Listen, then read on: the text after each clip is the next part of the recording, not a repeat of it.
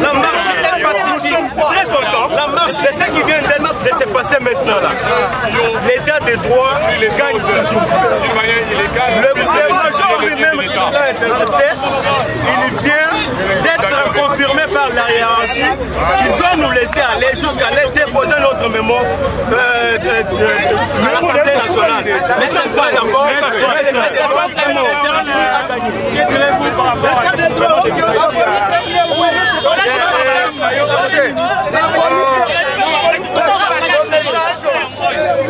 Le message du Sergeli est tellement fort à tel point que ça a attiré la curiosité de ceux-là qui savent et qui ont détruit les biens de l'État. Nous étions interpellés par le major. Maintenant qu'il a saisi l'autorité lui-même, il a appelé. Moi-même j'ai appelé le gouverneur Ngobila en lui présentant la correspondance parce qu'il est remetté en cause. Tout est fait, il a reçu les confirmations. Nous continuons avec notre marche, notre fanfare continue et la lutte continue. C'est ça pour nous un état de droit réel. On ne baissera pas les bras, le pays va changer. État de droit. Fanfare équipe.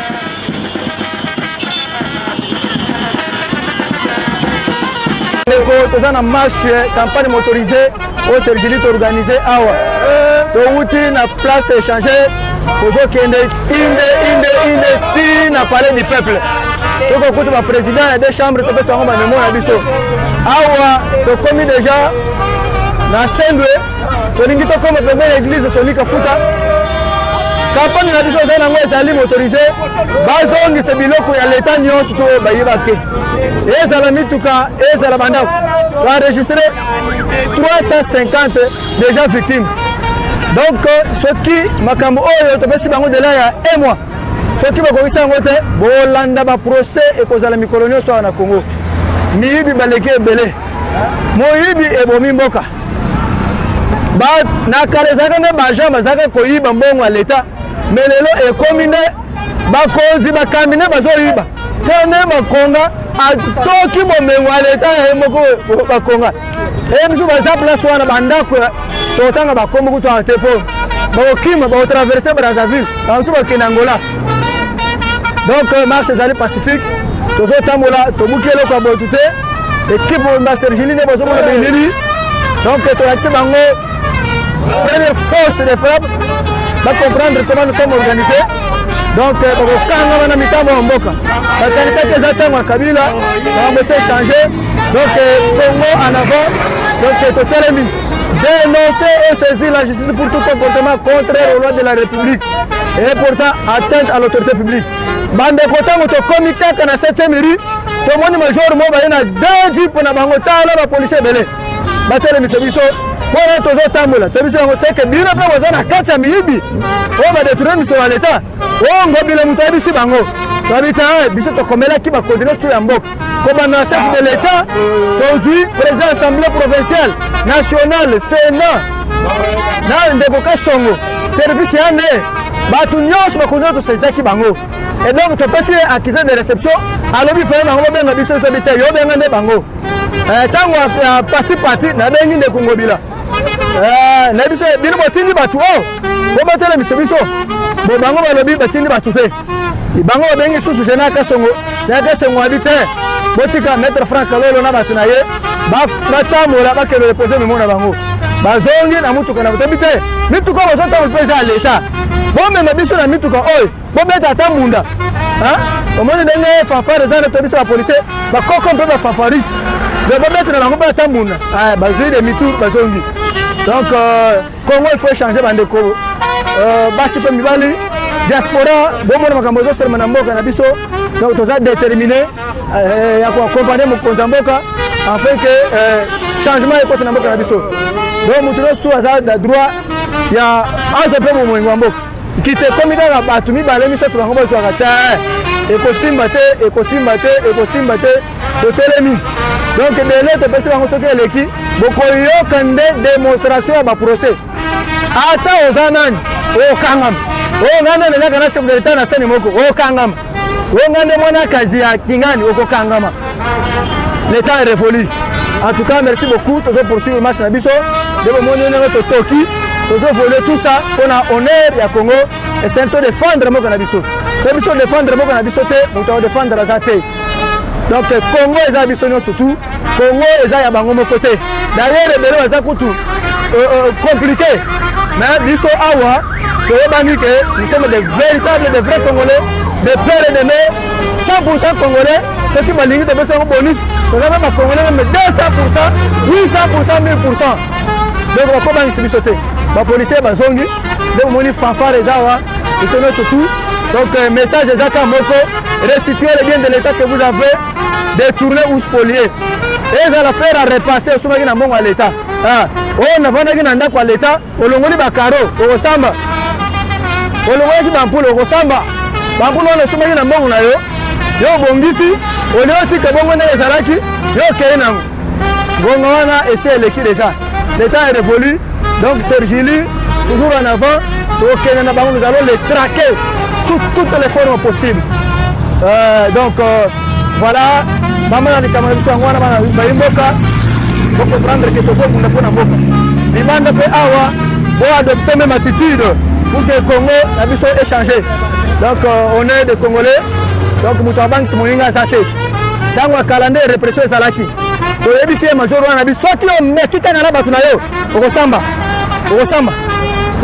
mpe tozwi bafoto ya ye major wana toenregistre ye akosamba tofunda ye parce que alingi aperturbe match na biso toyeba mokonzi nani atindi ye pour que ye aye kotekisa biso se major wana doit comparaître po fo balongola ye soki major ekande soki nani bakolongola yo yo na limité toza na bilongi na yo toenregistre yo tu vas comparaître avec nous toyeba mokonzi oyo atindi yo pour que yo empêche biso toza en règle tokomelaki bacontinue surtout conformément à l'article 26 ya constitution alors ne trouve pas pourquoi mutu wana akoki koya na jipe na ye oyo azotambola na jipe ofele ye ayo telema major wana ya limité wana ifo alungwa tosalele procès eza na caméra te mais il va comparaître asamba na biso boyebi bayemba bakenda na tika bitumba noki te Sergili totika bitumba noki te tokenda bango tina suka merci beaucoup.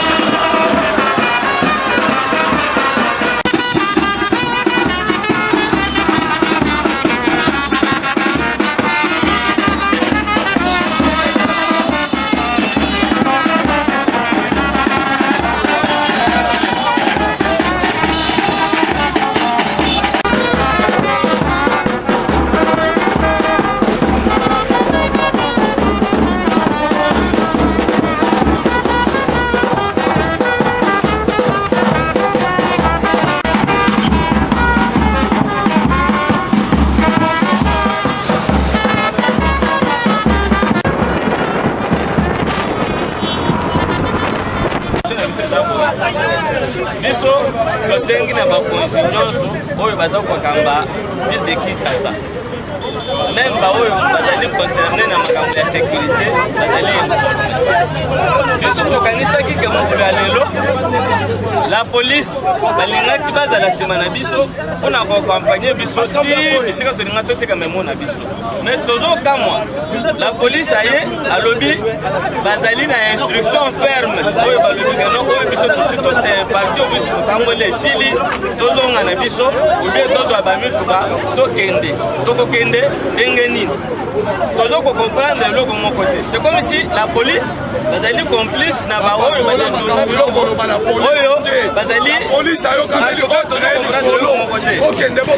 biso tozo décrire ya mwana la police oyo aye accompagner biso tokende kotika memo soki totiki memo affaire terminée. Nous avons informé l'autorité compétente. Le major qui est venu, il a vu même le courrier. On a même appelé le gouverneur. Alors, quoi de plus normal que battre qu'on va accompagner Bisso. Nous avons pas demande pour le permettre que on va assister Bisso. Donc, il n'est plus côté comme mon avis. Affaire terminée. En dehors d'abord, il y a Koloba. Nous allons là-bas. Document, d'abord le document ces documents ici après c'est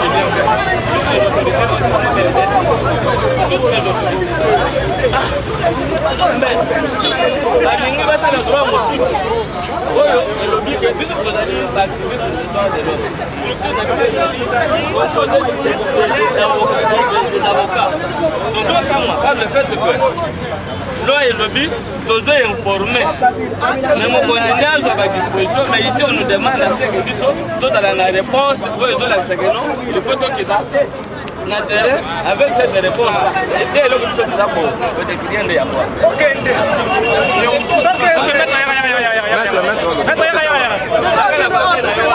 En fait, on est un peu désolé du fait que nous avons eu à marcher pacifiquement selon les règles juridiques, selon la Constitution. Parce que la Constitution prévoit la marche. Elle a été toujours autorisée. Nous avons écrit à toutes les autorités, n'est-ce pas, de la province. Ils ont, n'est-ce pas, accusé réception. Et nous avons vraiment donc l'air oblige. Ah ben, on n'a pas troublé l'ordre public. Arrivé ici et nous voyons les policiers venir nous barricader la route. Non, l'autorité provinciale a refusé que vous ne puissiez commencer, continuer avec votre marche. C'est aberrant. Nous sommes dans un pays où il y a l'installation de l'état de droit. L'état de droit est en train quand même un peu de prendre quand même sa place dans notre pays. Et vivre encore de tels scénarios ici, c'est comme si on est en train de combattre les chefs de l'État par rapport à sa vision de l'état de droit. L'état de droit veut quoi? L'état de droit veut que tout le monde est libre, n'est-ce pas, dans ce savoir à partir du moment où il y a violation de la loi. Et d'ailleurs, nos objectifs, c'est quoi? C'est lutter contre les antipolaires. Et aujourd'hui, nous avons comme motif, n'est-ce pas, de saisir le bureau de l'Assemblée nationale et déposer le mémo pour que quiconque a les biens de l'État puisse, n'est-ce pas, les restituer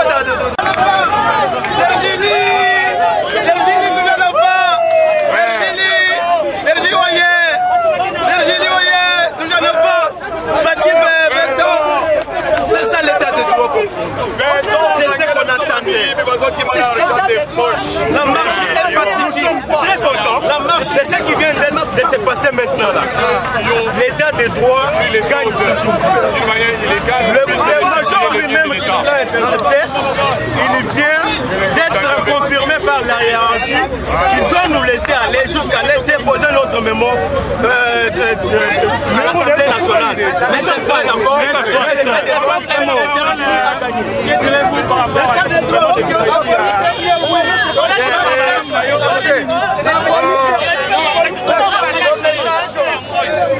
Le message du Sergeli est tellement fort à tel point que ça a attiré la curiosité de ceux-là qui savent et qui ont détruit les biens de l'État. Nous étions interpellés par le major. Maintenant, il a saisi l'autorité lui-même, il a appelé. Moi-même, j'ai appelé le gouverneur Mobila en lui présentant la correspondance parce qu'il est remetté en cause. Tout est fait, il a reçu les confirmations. Nous continuons continuons avec notre marche, notre fanfare continue et la lutte continue. C'est ça pour nous un état de droit réel. On ne baissera pas les bras, le pays va changer. État de droit. Fanfare est